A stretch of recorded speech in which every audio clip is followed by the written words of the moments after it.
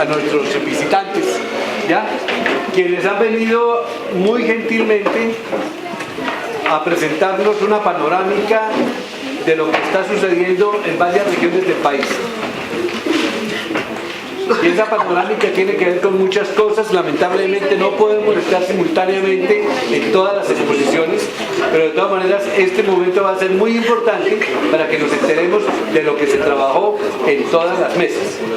Entonces, yo quiero nuevamente decirle muchas gracias a las personas que nos visitaron y vamos a ver cómo hacemos para que mañana podamos acompañarnos en la segunda parte de este evento que se va a realizar en la Universidad Javeriana.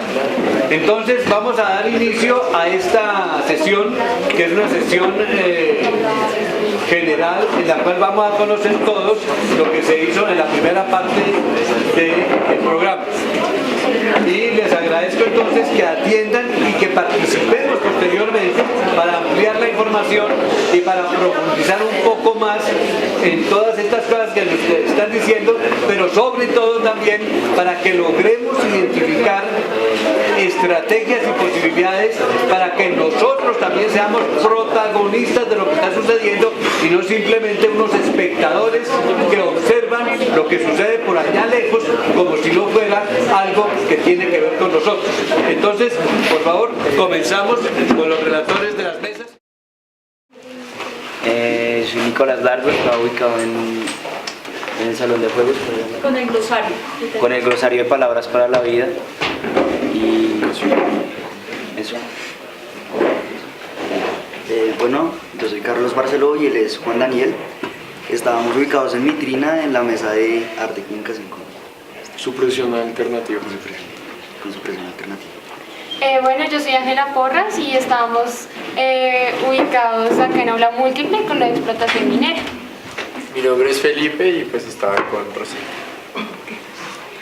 Mi nombre es Ana Milena, soy del nivel 12M, estábamos en la mesa de trabajo de paro agrario de los campesinos. Mi nombre es Carlos Marín, hago parte del nivel 13 y estaba con Ana en la mesa del campesinado y reservas campesinas.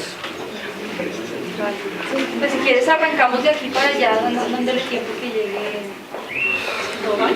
Sí. Nos cuentan lo que ustedes pensaron. Principalmente se estuvieron discutiendo qué era una reserva campesina, las importancias de tener una reserva campesina, unas posibles consecuencias y la importancia de los territorios propios. Se hicieron diferentes reflexiones a partir de la Constitución Política de 1991, en la cual se empezaron a trabajar todo tipo de problemáticas y se empezó a reconocer la importancia de pequeñas minorías, que fue como ellos lo llamaron. Ahí encontramos a los indígenas, a los afros, pero en ningún momento se reconocieron a los campesinos. Desde ahí empezamos a reflexionar un montón de cosas las cuales complementan la discusión y nos dicen, vea, los resguardos indígenas tienen estos y estos privilegios. Ellos, aparte de tener su cosmología propia, ellos tienen los privilegios de tener una educación autónoma para sus niños, salud. Su sistema de salud es independiente, no es el tradicional. Además de eso, no me recuerdo si estoy en la discusión, pero ellos tienen la capacidad de tener sus propias leyes y su propia autoridad. De la Guardia Indígena, muchos los han visto en las marchas y demás, andan con un bastón y demás, es su única arma. Más que defensa, es de prevención. Entonces desde ahí empezamos a hacer toda una reflexión sobre la importancia de los territorios y la importancia de reconocer al otro y la labor del otro. Yo creo que más un resguardo es como una parte geográfica de la que se apropia una comunidad. Entonces los indígenas como que les dan una parte, o sea, una tierra, y ellos se apropian de eso, hacen ahí lo que tengan, o sea, más como cultura, la cultura de los indígenas. Ellos ahí se apropian de la tierra y la hacen como su casa, es una casa para la comunidad en sí. Entonces, por eso tampoco hace parte de los campesinos, porque los campesinos en sí se adueñan de una tierra propia. O sea, esta es mi familia campesina y esta es mi tierra. O sea, no la van a compartir con los otros campesinos. Estuvimos discutiendo sobre, desde mi punto de vista, la importancia de los paros y los avances que se pueden dar con un paro, estuvimos mirando algunas de las consecuencias y algunas de las razones posibles de los diferentes paros. Hablamos del último paro y uno muy importante a nivel nacional que fue en 1970, que es uno de los paros campesinos más importantes que ha tenido en la historia de Colombia. Hablando del año pasado, se hablaban de se observaron dos razones muy importantes. La primera es el incumplimiento de diferentes acuerdos entre los campesinos y el gobierno, tanto en reservas como en autonomía y demás. Además de eso, todos recuerdan que acá en la AEP estuvimos hablando de eso, sobre la importancia de tener sus propias semillas y los monocultivos. Entonces ellos le exigían, el gobierno le exige unos monocultivos, gracias a unas semillas importadas por diferentes multinacionales. Entonces se reflexiona sobre eso y más o menos es algo que se ha hecho desde la economía azul, que también se llegó a mencionar en un momento de la discusión, cómo la economía azul intenta hacer una contra frente a todo el tema de la invasión, por así decirlo, de las multinacionales. Yo creo que la economía azul tiene que ver con esto de los campesinos, porque en realidad las reservas campesinas es una comunidad autosostenible. Entonces, de eso se trata la economía azul, que es una economía autosostenible. ¿Qué más podemos decir? Que también estábamos hablando de que del 100% de la comida que nosotros tenemos aquí en Colombia, el 30% es colombiana, o sea, la producimos acá y la comemos acá, y el 70% es que la traen de otros países. Entonces estábamos hablando también que si en realidad el Estado apoyara a los campesinos y los subsidiara de la manera que lo debería hacer, podríamos tener el 200% de lo que podríamos comer y podríamos también llevar para otros países. Entonces... ya para finalizar, dos cosas. La primera es, en 1994 se empezó una reforma agraria a nivel nacional en la cual se reconocía las reservas campesinas, pero desde 1994 diferentes organizaciones y diferentes sectores a nivel nacional han estado buscando cómo tener su propia reserva campesina para tener su autonomía deseada. La más avanzada, la que tiene casi que todos los puntos, entonces que eran como 11 puntos, 10 puntos, es en el Catatumbo. Ellos tienen todos los puntos, lo único que hace falta es la aprobación. Pero si nosotros nos ponemos a analizar, no es conveniente una aprobación del gobierno por una reserva campesina, porque tendrían la capacidad de producir a nivel nacional y hacer una contra muy importante al comercio extranjero. Además de eso, hay unos datos que nos dio esta mujer Nicolasa, y es del total de los alimentos consumidos por los colombianos, solamente el 30% es nacional. Sí. No, entonces principalmente es eso. Y lo otro que se hizo y es... se me olvida el nombre. Bueno, en realidad llegamos a la conclusión de que, o sea, empezamos a hablar de lo que íbamos a estudiar diferentes personas de los que estábamos en la mesa de trabajo, y en realidad llegamos a la conclusión de que todas las carreras podemos aportar a la cultura y devolver a los campesinos y a todas las culturas como una ayuda, como ser profesores, aportarnos. Y ya lo último que se me olvidaba son las consultas previas. No sé si tengan conocimiento, y es en comunidades, antes de la intervención de una multinacional, una empresa de cualquier tipo, a las comunidades se les hace una consulta previa. Los encargados son las alcaldías, las gobernaciones y demás, de realizar esa consulta a la comunidad. Y veíamos un caso en el Tolima, en el cual se hizo la consulta previa y en el cual ganaron las personas de la población diciendo no va a entrar la multinacional que viene a hacer su trabajo. Aún así no se acató la decisión, no se acató el mandato popular, y hoy en día está trabajando esa multinacional en el Tolima. Entonces también queda la reflexión sobre cómo el Estado, su prioridad no es el colombiano, sino su prioridad es económica, no es más. ¿Preguntas? ¿Cuántas zonas de reserva hay? ¿Dime? ¿Cuántas zonas de reserva hay? Pues es que reservas, o sea, reservas campesinas, en realidad todavía sí hay, ¿sí? Pues que yo sepa, o sea, no sé, o sea, sí. O sea, ¿Cuáles son? Hay 6 zonas de reserva. Hay 6 zonas de reserva campesina constituidas, 7 que están en proceso de constitución, que es decir, han avanzado en todos los trámites como la del Catatumbo, que es una de las que estamos avanzando, y alrededor de 20 procesos en diferentes regiones que están en proceso de socialización, formación, conocimiento del tema de zonas para poder empezar a constituir las zonas. Entonces, son esas. Las 6 que están constituidas están ubicadas, una en el Valle del Río Cimitarra, otra en Cabrera, en Cundinamarca, la otra está en Calamar, Guaviare, la otra está en el Putumayo, en la Perla Amazónica, y la otra está en Arenal Morales.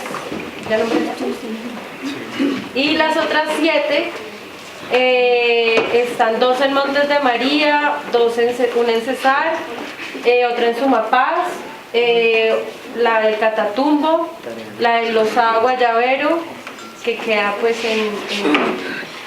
en el oriente, entre el Meta y Caquetá. Las otras, ¿ya nombré las 7? No, me falta una. La de Montes de María, ya, Cesar, Sumapaz, la de Puerto Rico Meta, que también está en proceso. Y bueno, y los otros 20 procesos están distribuidos en las diferentes regiones del país, y todas las organizaciones que hacen parte de las zonas de reserva hacen parte de lo que es la Asociación Nacional de Zonas de Reserva Campesina, que congrega y articula 54 procesos organizados.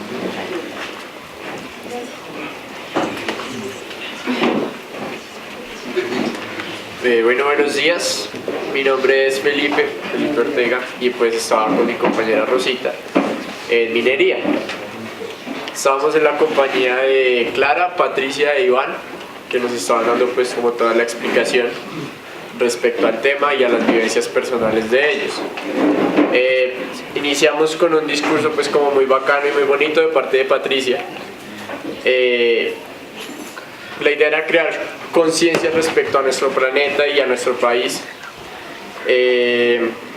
y pues entender que Colombia estaba produciendo, o sea, estaba explotando muchos recursos naturales, y la mayoría de ellos eran vendidos a las transnacionales, y terminábamos nosotros pagándoles más dinero del que ellos nos pagaban a nosotros por la producción. Nos contaron su experiencia, ¿no?, en la laguna de Tota, y pues nos hicieron reflexionar sobre nuestros actos y las consecuencias que podrían traer. Más que todo, digamos, como lo que tiene que ver con el consumismo, cómo podemos dejar de consumir, y que nosotros los jóvenes somos el futuro del planeta, y cómo vamos a hacer para cambiarlo, ¿sí? Entonces esa era más o menos como la reflexión en la que quería llegar Patricia con nosotros, y era que nosotros teníamos que hacer el cambio, porque no por todos, sino pues por algunos, ellos no lo hicieron bien, y nosotros teníamos el deber de cambiarlo, y por eso se está haciendo todo lo que se hace para que nosotros creemos una conciencia y hagamos un cambio. Bueno, ellos vienen de, si no estoy mal, departamento de Sogamoxi, ¿sí? De Boyacá, la provincia de Sogamoxi, que son aproximadamente 13 pueblos, que son Sogamoso, Isa, Tiravitoa, Cuitiva, Tota y Pescas, que básicamente tienen su conflicto con Maureland Prom, que es petróleo. Está Mongua, Mongi, Gamesa y Corrales, que no hace parte de Sogamoxi, que el conflicto de ellos es con Omega Energy, y pues ya están explotando en este momento. Está Tasco, y su problema de su conflicto es con Unsacol, que es carbón. Está Rondón, que el conflicto de ellos es con Carboandes, que es un grupo minero de paramilitares. Y Iván me estaba comentando sobre Votorantim, que es una empresa, es una transnacional de Brasil de carbón, que son dueños de la mitad de Boyacá en territorios. Y no, es Holcim, qué pena con ustedes, es Holcim, que es de la mitad de Boyacá, y en este momento ya está explotando también Cundinamarca en el cerro de Evita. También hablando lo de la conciencia, la importancia del campo y la importancia de no seguir con los transgénicos y no seguir con todas esas cosas que nos están consumiendo y nos están volviendo esclavos de unas multinacionales. Entonces la importancia del campo, porque todo viene de allí. También decíamos como, o sea, el futuro es hoy, ¿sí? Porque hoy podemos hacer las cosas y hoy tenemos las cosas para hacerlas bien. Hoy tenemos que empezar, porque no sabemos si mañana vamos a estar. Entonces, el futuro tiene que estar acá, o sea, no pensemos en mañana, sino pensemos en hoy y cómo lo podemos cambiar hoy, cómo podemos hacer las cosas. Hay un dato como que a mí la verdad me impresionó mucho, me impactó mucho, y es que si todos los países consumiéramos como Estados Unidos, se necesitarían aproximadamente 5 planetas.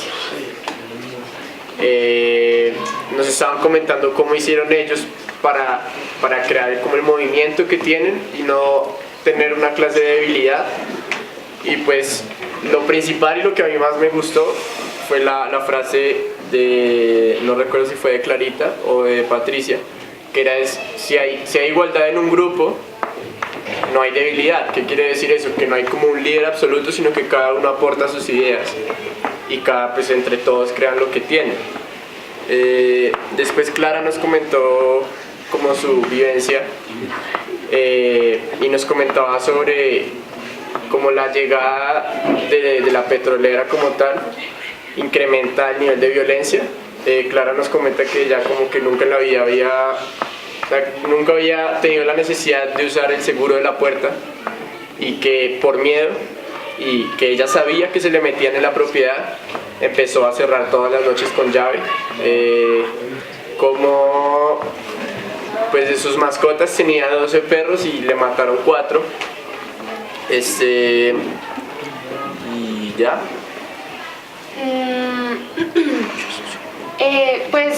Todo se comenzó, o sea, ellos estaban en su comunidad muy normal y toda la cosa, pero pues cuando, como decía mi compañero ahorita, cuando comenzaron a entrar las empresas explotadoras,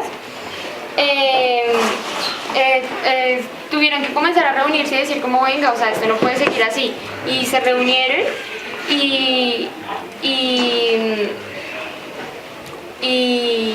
bueno,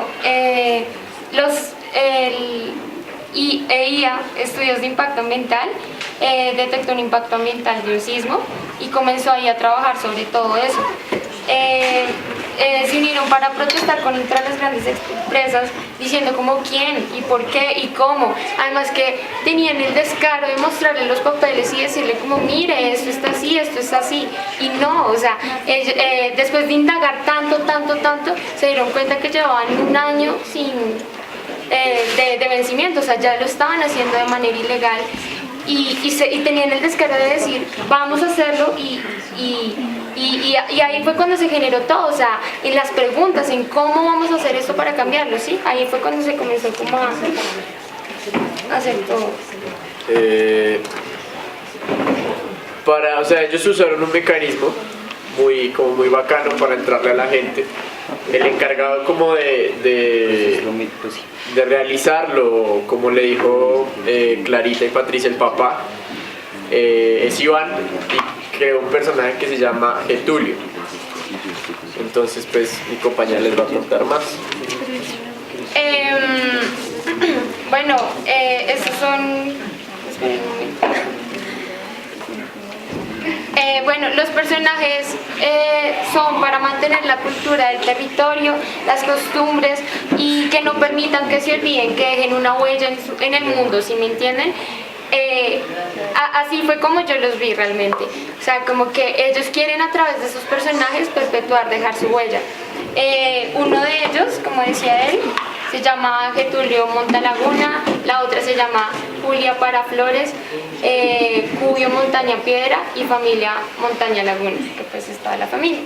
Entonces, en los personajes decían como nuestro corazón es el agua, nuestra piel son las montañas y todo lo que enrolla la naturaleza era parte de esos muñecos. Entonces, lo que representan esos muñecos es eso, es el futuro, es la huella que ellos necesitan dejar. Getulio tiene ya su página de Facebook. Al final de la conferencia se hizo una pregunta como bien importante de parte de mi compañera Daniela, y es pues cómo podríamos apoyarles, cómo podríamos ayudar. La idea es como pues el apoyo a la población, en los paros, y en hacer conocer la causa por los medios físicos y pues por la web, ¿no?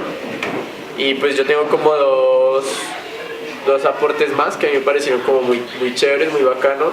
Uno es que pues Francia ya no acepta los recursos explotables que no tengan un modo que no cause como mucho impacto ambiental.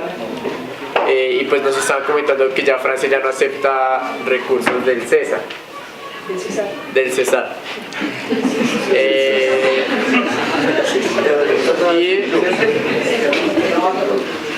Y pues también querían dejar como último, querían dejar claro que la explotación de minería y de petróleo pues era necesaria. El problema era que no se estaba como implementando como debería ser. Esto, a mí algo que me pareció muy bonito, ellos nos entregaron como unas caricaturas, unos cositos donde a partir de algunas en sarcasmo y a partir de varias cositas, nos lograron hacer concientizarnos de lo que está pasando y son imágenes, esas caricaturas muy bonitas. Y lo que querían lo lograron, porque a mí sí me generó un sentimiento muy profundo, porque de todas formas es mi país, ¿sí? No es su problema, sino es nuestro problema. Y cómo podemos entrar a cambiar eso. Esto, yo iba a decir algo. Ok. Creo que la reflexión que ellos más querían dejar es que a partir de lo que tú amas y el conocimiento de la educación, que es lo fundamental en todo, o sea, sin educación no somos nada. A partir del amor y el conocimiento se puede cambiar todo. Yo creo que será como lo que ellos más querían expresar, que la educación lo es todo y con amor también se puede todo.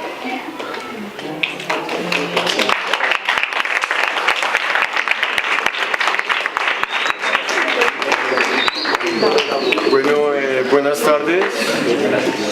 Mi compañero Carlos y yo estábamos en la mesa de comunicación y arte y estábamos con un grupo que se llama Supresión Alternativa. Ellos son un grupo de jóvenes que se conocieron en la Javeriana, si no estoy mal. Ellos son Lucas, Oscar y Lucho.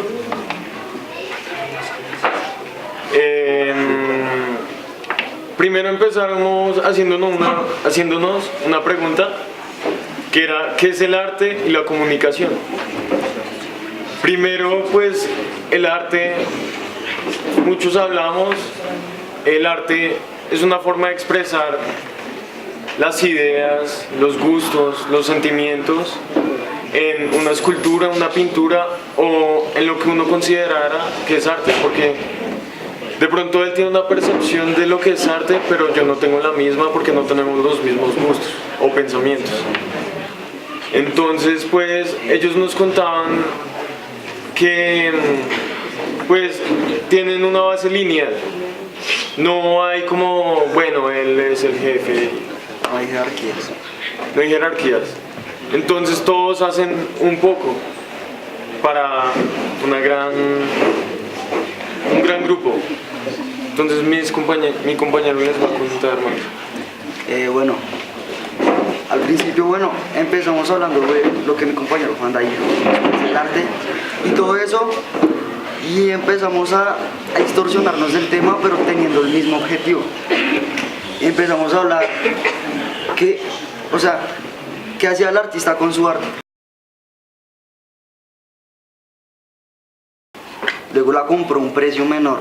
Eso significa, junto con otros artistas. Eso significa que el artista va valorando, va aumentando o disminuyendo el valor de su arte según lo que él convenga, según lo que él tenga necesario o lo vea necesario. Sigue, Juan. Entonces lo otro era que el arte podía servir para que los jóvenes pudiéramos expresar nuestros pensamientos. Pues nosotros tenemos muchas cosas que decir y a veces no nos toman en serio. Eso se puede ver como en los grafitis o en los tags que ellos nos explicaban. Es como una firma que hacen los grafiteros, que es como única. Lo otro que nos contaban es que están en una casa cultural o van a hacer una casa cultural en Chapinero, Casa de la Juventud de Chapinero, que tiene unos colectivos que son Cine Libertad, Red IE8, Pizza Skate HC10, Insane Toys Crew, Stereo Joint Radio, La Citigua y Supresión Alternativa. Son ellos. Entonces, pues lo que ellos estaban diciendo era que la casa cultural debía ser no solo para el sector de Chapinero, sino para todas las personas que están en Bogotá, porque por Chapinero pasan 4 millones de personas al día. Así sea caminando, en carro, en bicicleta, pasan 4 millones de personas. Entonces, la casa cultural debería ser algo de todos. Lo otro es que el arte puede funcionar para muchas cosas. La publicidad es un buen ejemplo. Pues ellos, pues, ¿cómo decirlo? En realidad, ellos tuvieron la gran idea, la verdad, que me parece una idea muy original, de sustituir la publicidad, o sea, la asquerosidad que nos ponen en la cara para que compremos, y distorsionar la imagen para transmitir otro mensaje. Uno de los ejemplos que nos dieron fue el cartelcito que hay del ejército de somos unos héroes y yo no sé qué pendejadas, y cambiaron diciendo los héroes no usan armas. En realidad el cartel se veía como el original y todo, pero si uno ponía atención, o sea, si uno en verdad se fijaba el mensaje, eso transmitía otra cosa. Eso normalmente suele cambiar el pensamiento de las personas. Eso, la verdad, puede que parezca muy pequeño, pero en realidad puede causar gran impacto en tu idea, porque empezamos con lo de una idea, se convierte en una idea, y pues, sí. Entonces, pues, el arte también puede ser como un medio de ingreso, pues para el artista, pero tampoco ponerse a venderlo por, yo qué sé, $400,000, sino por un precio razonable, o hacer lo que hace Banksy, que es vender un cuadro en $400,000, o ponerlo en una calle por la que pasa gente y dejarlo ahí, un graffiti, o eso es un stencil, creo. Entonces creo que eso choca mucho en la gente que compra pues las obras por un precio altísimo y después verlo como en la calle, como ahí, hecho por el mismo artista. Pues eso me parece muy chévere. Pero tampoco hablamos de que, bueno, que el artista regale su arte, no tanto así, porque pues el artista tiene que tener su sustento. Por ejemplo, ellos nos dieron el ejemplo de unos raperos, de un grupo de raperos que hacía rap contra la minería. En realidad, ellos nos decían que ese grupo se había creado hace 14 años y se creó con las uñas. Y después de 14 años seguían haciendo lo seguían haciendo con las uñas. Entonces, creo que fue Lucas el que le dijo una vez, bueno, pero ¿por qué no cobran por el toque? O sea, el artista tiene, bueno, no puede excederse con lo que va a aportar, pero el artista también tiene que tener un sustento, según el valor que tenga su arte. Sí, tener como un precio razonable, o sea, no abusar de la comunidad, las personas, pero pues tampoco ir y regalarlo. Básicamente hablamos de eso, el arte funciona de muchas maneras. Hacer pensar a la gente es una de ellas, mostrar los defectos de la sociedad o simplemente mostrar lo que le gusta a uno. Pero tampoco podríamos definir el arte como una pintura, el arte como una canción. Como una canción, el arte tiene varias ramas y todas son respetables. ¿Y ya?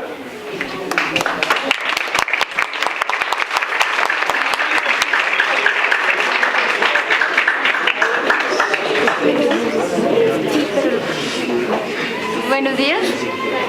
Yo estaba en Arte y Modelos Políticos. Arte y Modelos Políticos estábamos nosotros. Comenzamos la charla también cuestionándonos en el sentido de lo que es el arte. Pues llegamos también a la conclusión de que el arte uno siempre lo piensa lejano, ¿no? Como si hubieran modelos ahí ortodoxos y uno pensara que el arte está por allá y toca tener una técnica específica, pero realmente el arte pues está en todo, ¿no? Todos podemos hacer arte y todos podemos llegar a tener un impacto, ¿no? Luego comenzamos a preguntarnos por algunas palabras que a veces no las usamos como realmente debemos usarlas, que no utilizamos los significados y que además los significados de diccionario pues son válidos, pero también son importantes lo que cada uno siente de lo que son las palabras, ¿no? Entonces comenzamos con unas palabras que están como tratando de escaparse de un modelo que es hegemónico y bueno, miramos nada más 4 palabras que son emancipación, habla más tú. Progreso empresarial, autogestión y resistencia. Entonces, y pues bueno, sí, estábamos viendo cómo estamos discutiendo lo de la hegemonía, ¿no? Primero pues explicamos porque varios no sabíamos qué era la hegemonía y empezamos a ver los modelos contrahegemónicos, ¿no? Y 4 tipos de ejemplos con estas 4 palabras sobre modelos contrahegemónicos. Y pues también nos estamos preguntando cómo ver los modelos contrahegemónicos y ver, o sea, preguntarnos si es necesario salir de ahí, porque pues yo creo que la mayoría no lo ve necesario porque estamos como en este entorno de que pues todos nos lo ponen fácil y que pues vamos y compramos y consumimos, entonces no vemos necesario como salir de ahí porque la tenemos cómoda y fácil. Y bueno, entonces vimos 4 videos sobre 4 personas que pues podríamos decir que no son así como estudiados o básicamente así, eran 4 personas del común que explicaban en sus palabras qué eran cada una de estas palabras. La emancipación la explicaba Anita Lozano, que tenía una huerta en la que pues cultivaba de todo, ¿no? Y pues ella decía que se emancipaba de tener que ir al Éxito o a pues cualquier tipo de estos de almacenes de cadena a comprar sus cosas, pues que se emancipaba de eso y que cada uno de los productos que ella tenía eran 100% naturales, no tenían nada químicos, incluso ella decía que incluso se podían comer así sin lavarlos porque estaban totalmente limpios. Y pues ella explicaba la emancipación de esta forma, ¿no? Edinson González, un sastre del barrio Belén de aquí de Bogotá, con el ideal de progreso, que hay 2 ideales de progreso, uno que es el empresarial, que es como mantenerte en el consumo y pues que entre más consumas pues es el ideal de progreso, ¿no? Consumes y pues mientras más puedas consumir y mientras más plata tengas pues más grande puede ser. pero su ideal, y también está el ideal de progreso humano, ¿no? Que él lo va a entender también como la vida en familia, que estaba todo el tiempo con sus hijos y con su esposa y vivía bien, y que estaba por encima lo humano que pues lo empresarial, ¿no? Y que él progresaba como humano y como persona en su vida cotidiana. Y bueno, la resistencia la explicaba Nando Eli de Montería, pues, que a mí fue el ejemplo que más me gustó, porque él explicaba resistencia que pues en ese tiempo en Montería no había luz, no había luz eléctrica, pero entonces ¿quién fue el que les dijo lo de la propuesta? El papá de los Nule. El papá de los Nule les llegó con una propuesta de que les iba a poner pues luz eléctrica en toda Montería, y pues empezaron con el proyecto y lo tenía, pero entonces lo dieron a una empresa que era Electrocórdoba, pero Electrocórdoba vendió todas sus acciones a Electricaribe y pues básicamente no tenían nada, entonces y les estaban reclamando a ellos el costo de la electricidad y todo cuando se suponía que iba a ser gratis, ¿no? Y qué pena, estaban en eso, y pues entonces ellos se pusieron a protestar. Decía que eran 1.700 personas salieron a protestar, y pues llegaron, y pues los de Electricaribe cogieron a 4 personas, 3 personas del pueblo para hablar con un abogado también, y los subieron a un edificio para que pues discutieran los términos. Pero entonces él llegó, y pues antes de irse les dijo a los que estaban con él protestando que cuando pues que iba a estar en una ventana, y que cuando moviera la cortina que gritaran y arengaran, porque pues en ese momento iban a estar como acorralados por la gente que los estaba tratando de convencer de pues que tenían que pagar y que tenían que dar todo. Entonces pues estaban hablando y les estaban diciendo que no, pues que la responsabilidad de ellos, y que pues que nada, que tenían que dar la plata, y pues jodidos. Entonces el man llegaba y movía la cortina, y pues todo el mundo de afuera se venía básicamente encima, y pues así él explicaba resistencia, ¿no? Que era ponerse, y él decía algo muy importante, que la única forma de luchar contra el poder y quitar el poder era la acción, que sí, pues que la acción era la única forma de luchar contra la hegemonía, básicamente. Y Pato Giro, un cirquero chileno, explicaba la autogestión, que era el término más complicado de todos porque trata de muchas cosas, ¿no? Entonces, la autogestión no es una orden, es una forma de organización que busca siempre la repartición de los bienes socialmente producidos, juntando esfuerzos colectivos. Y pues está unida en 3 cosas, pues son 3 cosas básicas. Una que es la forma para organizar a las personas, ¿no? Es en colectivo, entonces siempre tiene que ser horizontal. Todas las personas tienen el mismo derecho de opinar y pues dar su punto de vista. Entonces estaba por el uno, que era el efecto de la intervención de cada persona en la decisión final, es directamente proporcional a cuánto le afecta. Entonces nos ponían el ejemplo de que, por ejemplo, pues digamos que esto es un pueblo, ¿no? Y pues colocábamos un basurero en la esquina de allá, pues a los que más iban a tener en cuenta eran los que vivían al lado del basurero. Los que vivieran por acá pues podían opinar, pero su voz no tendría pues tanto efecto como los que viven pues al lado del basurero, porque es a los que más les afecta. El segundo tema de la autogestión es el tipo de producto de organización, que busca siempre mejorar la calidad de vida de las personas y que se produzca para la subsistencia de las personas, y que el valor de uso del producto es más importante que el cambio que se pueda obtener del uso que se le dé, ¿no? Entonces Nando Giro explicaba, y pues él decía que lo que más le interesaba era como pues el tomarse la calle y pues darle un espectáculo a la gente, y pues si tenía un rédito económico pues muy bien, ¿no? Porque también está para la subsistencia. Hay lo que decían, que los artistas pues necesitan también tener pues con qué vivir, ¿no? Pero que lo que más le interesaba era como dar al público algo con lo que se entreteniera y pues también pues obtener algo a cambio, pero que no era lo principal.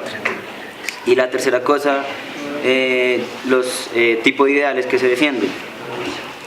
Que la organización en estos términos sobreviva después del tiempo, o sea, que no sea como una cosa que se hace y queda efímera, sino que pues quede, y garantizar que las personas obtengan conciencia de eso, pues que les quede algo, que se siembre algo y que sirva, y que prevalezca los colectivos sobre lo individual.